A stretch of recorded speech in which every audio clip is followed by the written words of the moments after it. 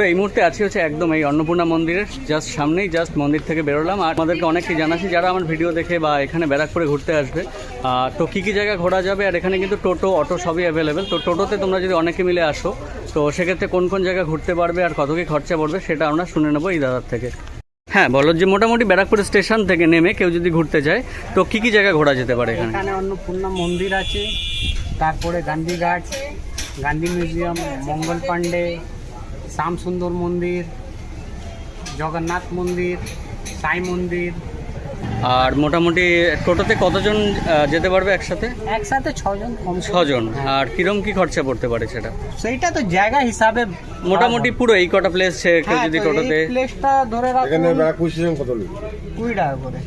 হ্যাঁ, আচ্ছা। তাহলে আপনার ওই মানে কেউ যদি টোটোটা রিজার্ভ করে মোটামুটি এই কটা জায়গা দেখতে চায়, 5-6 জায়গা গেলে ওই ধরে রাখুন 800 টাকা। 900 টাকা মতন পড়ে যাবে। আচ্ছা, মানে সারাদিন সময় করে আসলে প্রত্যেকটা জায়গা ঘোরা হয়ে যাবে।